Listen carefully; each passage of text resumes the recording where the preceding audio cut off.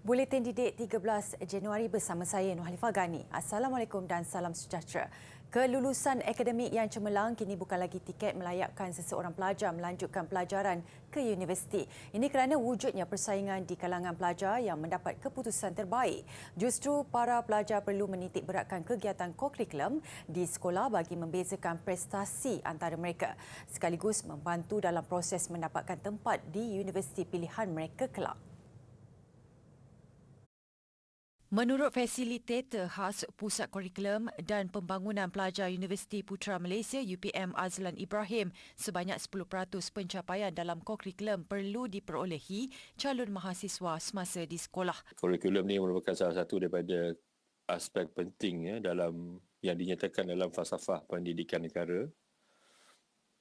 Dan kita berharap falsafah berkenaan dipegang supaya pelajar ini dapat bersaing semasa masuk ke universiti nanti sebagai persediaan untuk masuk ke universiti. Seperti kita sedia maklum, pelajar-pelajar semua pun sedia maklum kegiatan kurikulum ni bukan sahaja ni tentang sukan saja, dia termasuklah permainan pakaian seragam seperti pengakap, kelab dan persatuan. Beliau berkata demikian pada sesi webinar anjuran kumpulan latihan kelana siswa Malaysia KLKM UPM secara dalam talian. Tambahnya, pelbagai faedah boleh diperolehi para pelajar sekiranya mereka bergiat aktif dalam aktiviti kurikulum.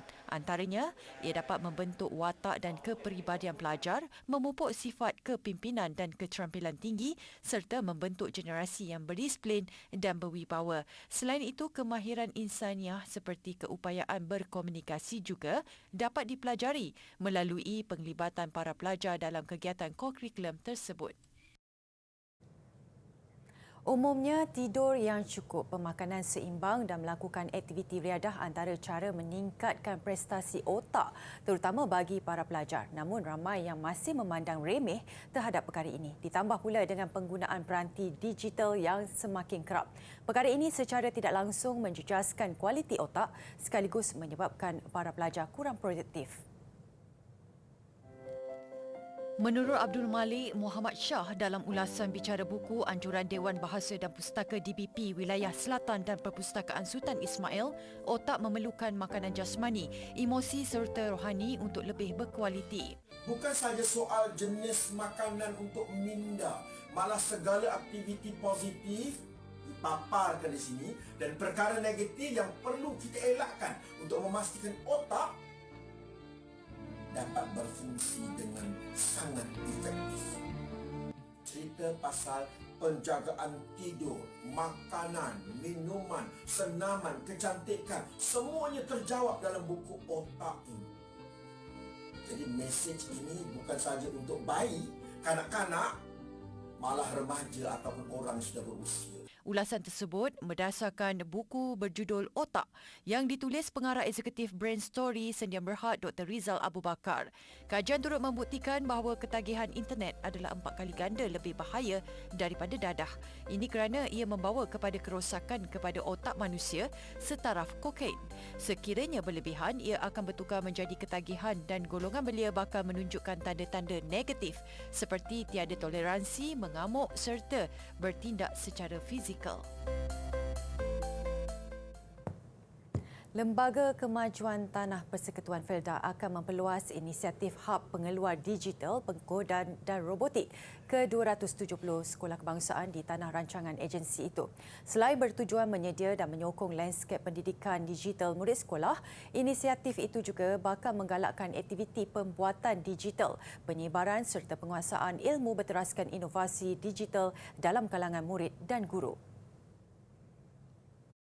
Menurut pengerusi Felda, Datuk Seri Idris Jusoh, ia dilaksanakan menerusi aktiviti kokurikulum melalui Kelab Robotik Sekolah yang mampu menjadi platform dalam meningkatkan kecemerlangan pelajar. Setiap sekolah terlibat akan menerima kelengkapan asas robotik dengan nilai RM15,000 hasil sumbangan dana daripada pertubuhan bukan kerajaan, NGO serta warga dan generasi Felda. Sehingga kini, sejumlah RM240,000 telah diterima bagi menjayakan inisiatif ini di 6 buah sekolah projek rintis. Datuk Seri Idris merasmikan prapelancaran inisiatif itu di Sekolah Kebangsaan Kedangsa, Kuala Kubu Baru. Sekolah ini antara penerima dana bagi pelaksanaan inisiatif Hub Pengeluar Digital Felda menerusi sumbangan Presiden Pertubuhan Kami Anak Felda, Fakrul Razi Muhammad Habib. Kementerian Pendidikan KPM akan membantu aspek penyediaan kelas dan guru serta kelulusan modul bagi memastikan pelaksanaan aktiviti itu dapat dijalankan dengan baik.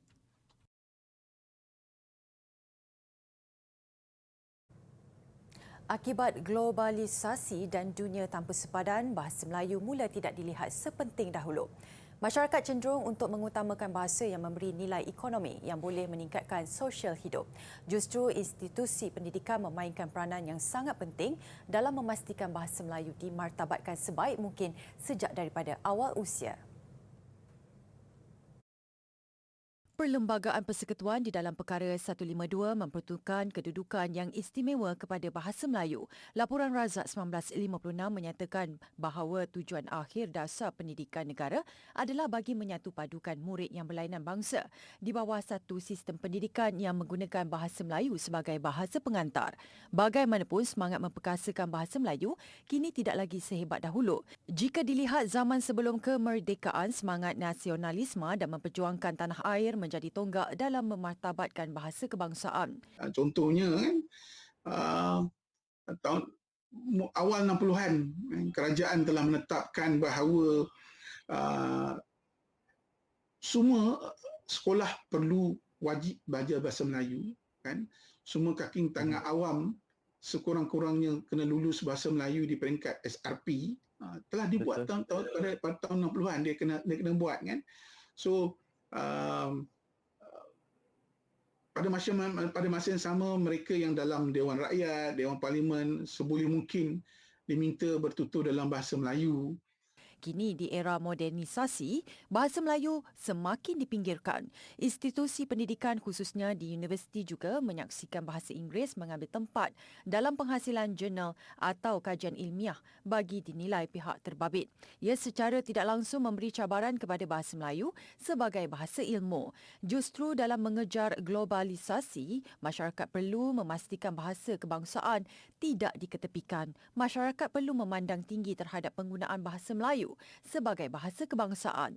Kita nampak kan pemerkasaan bahasa Melayu, bahasa kebangsaan itu dilakukan di peringkat sekolah sebab keluaran-keluaran sekolah inilah akan masuk universiti dan universiti inilah akan bergerak memasuki pasaran pekerjaan kan, sebagai pentadbir ke, sebagai di sektor awam ke, ataupun di sektor swasta ke, apa dua pekerjaan mereka. Bahasa Melayu berupaya mengisi keperluan negara khususnya dalam menghasilkan modal insan yang berpengetahuan dan berkemahiran serta mampu bersaing pada peringkat antarabangsa.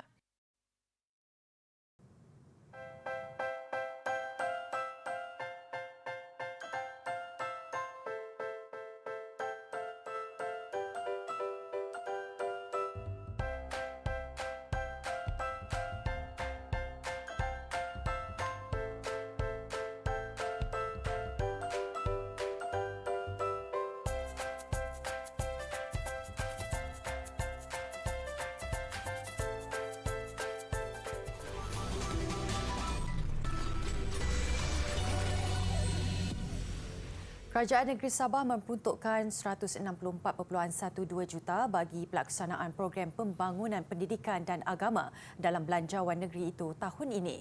Peruntukan terbabit disalurkan kepada agensi kerajaan yang berkaitan, Badan Agama dan Pendidikan sebagai sebahagian daripada usaha kerajaan negeri untuk meningkatkan kualiti modal insan serta menjamin kesejahteraan rakyat.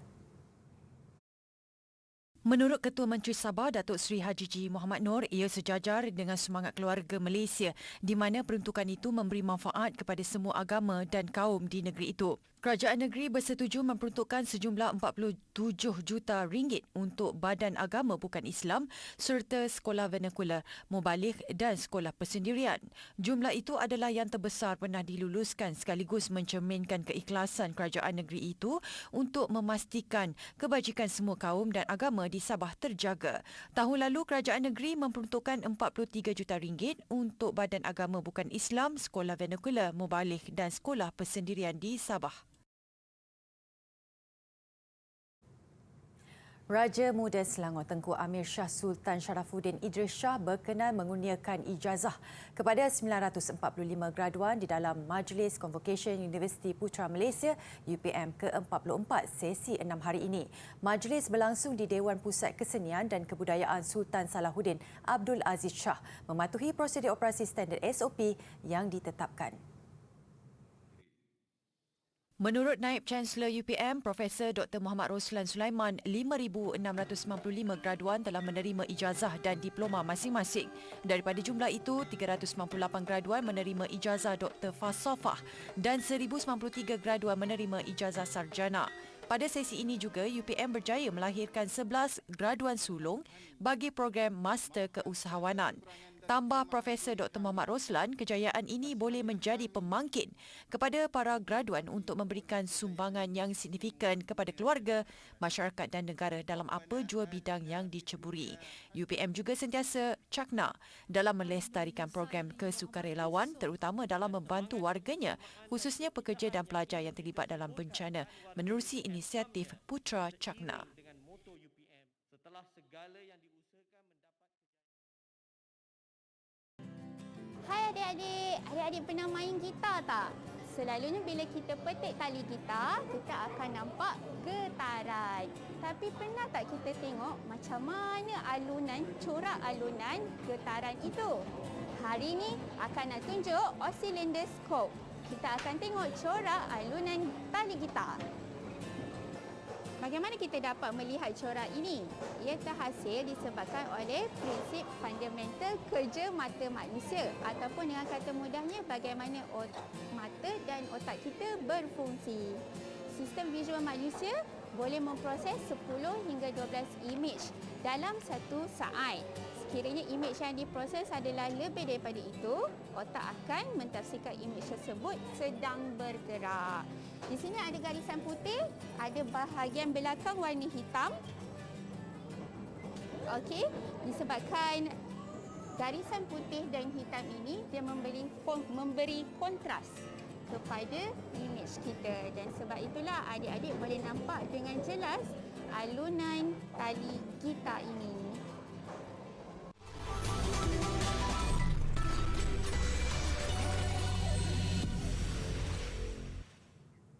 Sebahagian jalan berkembar paya terhubung di Pulau Pinang yang merangkumi jejambat tertinggi dalam negara dibuka untuk lalu lintas pada hari ini selepas penantian selama 6 tahun.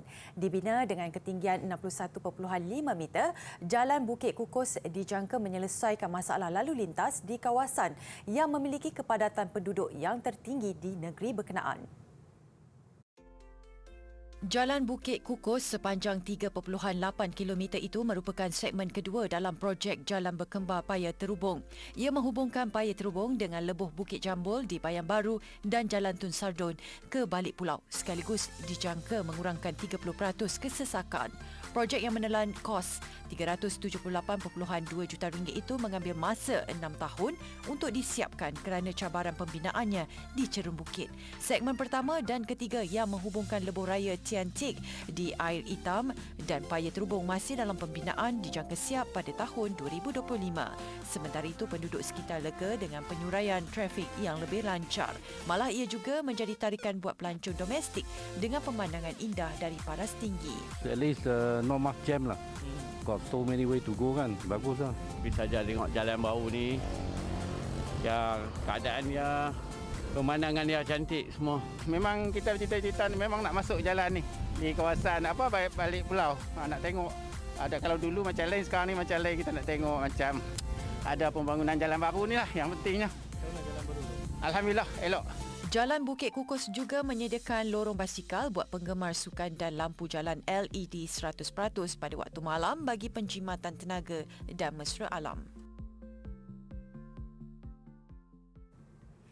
Buat julung kalinya, Fakulti Seni Gunaan dan Kreatif Universiti Malaysia Sarawak UNIMAS menerusi program pengurusan seni dan sebuah kelab di bawah Fakulti Perseni mengadakan Festival Seni Antarabangsa atas talian sepenuhnya. Dikenali dengan nama Faka Fest 2022, program menyaksikan kerjasama dan penyertaan dari beberapa negara luar. Antaranya adalah Thailand, Korea Selatan, Jepun, Amerika Syarikat, Rusia, Itali dan Indonesia. Festival yang berlangsung selama 4 hari bermula 7 sehingga 10 Januari lalu dirasmikan oleh Dekan Fakulti Seni Gunaan Profesor Madya Dr. Musdi Haji Shanaan. Faka Fest merupakan satu event flagship di fakulti ini dan ianya telah diadakan sejak tahun 2018 dan hampir 2 tahun program ini agak sepi di mana COVID-19 merupakan satu fenomena yang menyebabkan bukan secara fizikal. Alhamdulillah, pada hari ini pelajar-pelajar kita di program pengurusan seni, khususnya pelajar di dalam kursus event management, mereka telah berjaya menghidupkan kembali Faka Fest 2022 dengan mengadakan secara virtual ataupun maya dengan tema pada tahun ini digitalization ataupun digitalisasi. Bagi menjayakan program, unit teknikal yang terdiri daripada pelajar membuat perbincangan secara maya dan kemudiannya berkampung di Perak bagi menyelaras semua aktiviti yang dijadualkan. Antara aktiviti yang dijalankan adalah siri webinar Pengurusan Seni yang menampilkan Profesor Dr. Hatta Azad Khan, peluang kedua bersama bekas pesalah sekolah Henry Geni, Izzat Daniel dan bengkel melukis menggunakan aplikasi bersama kartunis Binjai. Turut diadakan beberapa pertandingan atas talian, antaranya e-sports, PES 2021, Virtual Run, pertandingan chess, dart dan pool. Kesemua aktiviti ini disiarkan secara langsung kepada penonton sepanjang festival dijalankan. Majlis penyampaian hadiah kepada pemenang diumumkan pada majlis penutupan yang turut dihiburkan oleh beberapa penyanyi popular, antaranya kumpulan Atmosfera, kumpulan Floor 88 dan Angga Chandra. Penganjuran festival peringkat antarabangsa ini secara tidak langsung mendedahkan cara mengendalikan program dalam norma baharu kepada pelajar universiti. Program seumpama ini juga dapat membina hubungan yang baik dan profesional dengan pelajar dari luar negara. Seekor tikus yang pernah dianugerahkan pingat kerana keberaniannya mengesan periuk api di kawasan luar bandar di Kemboja disahkan mati. Magawa yang dianggap sebagai wira Kemboja dilaporkan mati pada usia 8 tahun selepas berkhidmat selama 5 tahun. Ia disahkan oleh Badan Amal Pembangunan Pengesanan Periuk Api Anti-Personal APO, PO yang melatih tikus terbabit menerusi satu kenyataan. Sebelum ini, Magawa berada dalam keadaan sihat tetapi menjelang hujung minggu lalu, pergerakannya mulai perlahan. Magawa lebih banyak tidur pada siang hari dan kurang berminat terhadap makanan pada hari-hari terakhirnya. Sepanjang tugasnya, Magawa mengesan lebih 100 periuk api dan bahan letupan lain yang menyelamatkan banyak nyawa di Kemboja. Magawa dianugerahkan pingat emas PDSA pada September 2020, anugerah tertinggi untuk keberanian yang boleh diterima haiwan dan bersara tahun lalu. Tikus gergasi Afrika itu lahir di Tanzania pada November 2013. Selepas dilatih oleh APO, PO, ia dibawa ke Siem Reap di Kemboja pada 2016 untuk memulakan tugasnya.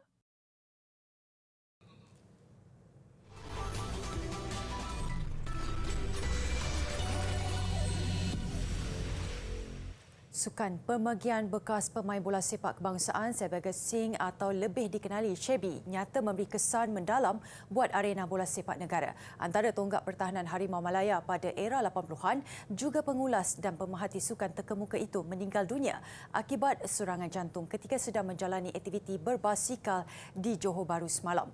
Menurut ahli keluarga, mayat Chebi akan dibawa ke ibu negara untuk disemadikan. Ahli keluarga Sebagai Singh berada di Jabatan Perubatan Forensik Hospital Sultanah Aminah Johor Bahru pagi tadi. Difahamkan mayat mendiang menjalani proses bedah siasat dan sebaik dibenarkan keluar akan dibawa ke Nirvana Memorial Centre di Skudai bagi upacara keagamaan.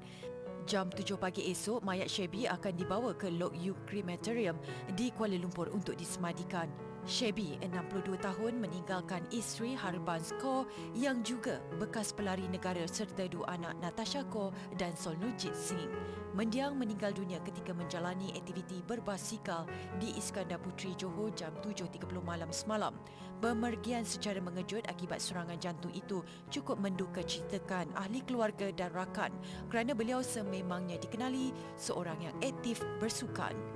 The love and the affection that he's getting from social media is very nice to see, and I just hope everyone gives us space to the family and the friends to grieve, and yeah, thank you for your wishes. Pada masa ini, kita family we've decided that we're going to bring the body back to Kuala Lumpur because 40 tahun lebih dia dia main bola sepak di sana, he built a career kat sana, dia kerja kat sana, so I think we will be doing the prayers and everything in Kuala Lumpur. Memang terperanjat pasal dia tu memang sihat. Dia hari-hari basikal, kayuh basikal. Fitness level dia memang kita tahulah yang he is in the top fitness, top of his peak lah fitness kan. Tapi the news is really shocking. Itu terperanjat. Tak percaya. Sebagai Abang Ipoh, macam ada tak rasa sedih ke macam-macam? Memang sedih pun, tapi macam benda tu tak boleh nak percaya lagi. Saya kenal beliau dan beliau pun nama dia pun tengah naik. Di mana saya dapat main bersama dia satu game friendly bersama dengan TMB. Beliau masa tu dengan TMB. Dan masa tu dia dah ura-ura lah nak ke Johor untuk mewakili tim Johor. Di situlah saya kenal beliau. Dan sepatutnya pada tahun lepas kami ada buat temu janji dengan beliau nak berjumpa. Maklum lama tak jumpa dah lebih berapa tahun. Jadi dengar semalam berita terperanjat.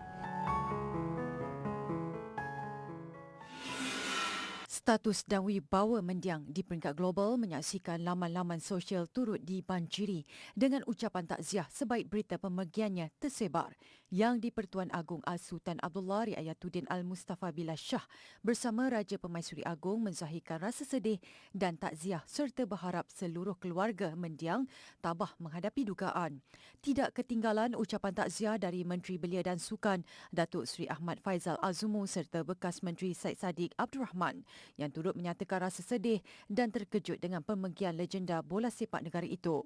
Jasa mendiang Shebi ketika menyarung jersey kebangsaan sebanyak 61 kali sejak 1982 hingga 1991 turut dikenang Badan Induk Bola Sepak Negara FAM yang turut sama menzahirkan duka cita akan kehilangan legenda negara berkenaan. Turut terkesan pasukan-pasukan yang pernah diwakili mendiang terutama sekali Kuala Lumpur menerusi 4 kejuaraan Liga, 3 Piala Malaysia dan 2 Piala FA sepanjang musim 1984, 1990 dan 1993 1994.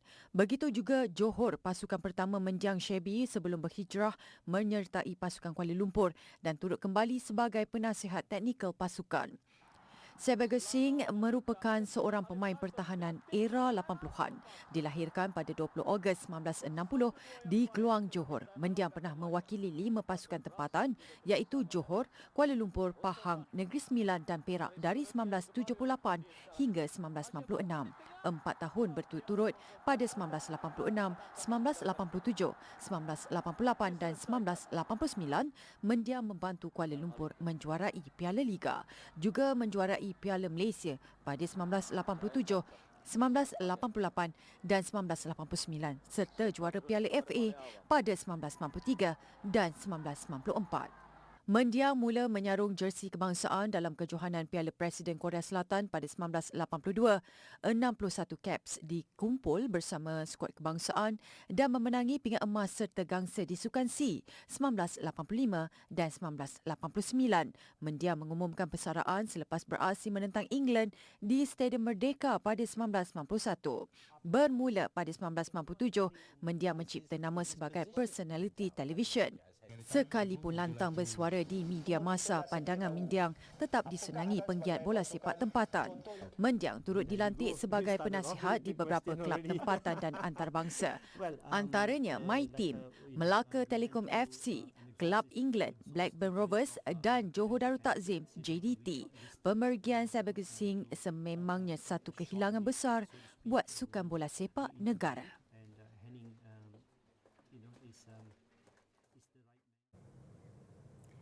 Ke perkembangan badminton terbuka India. Daripada 7 wakil negara yang beraksi pada pusingan kedua siang tadi, 6 berjaya mara ke suku akhir. Paling cemerlang kesemua ketiga-tiga beregu campuran meneruskan cabaran. Turut melayakkan diri masing-masing menerusi acara persorangan lelaki, beregu dan beregu wanita. Ketiga-tiga beregu campuran negara yang diletakkan pilihan mara menewaskan gandingan tuan rumah Chan Peng Soon dan Valerie Xiao yang kali pertama beraksi dalam saingan antarabangsa memperlihatkan keserasian menang dalam masa 19 minit. Manakala gandingan Chen Tan Ji dan Pek Yeng Wei tidak perlu mengangkat raket apabila diberi kemenangan percuma.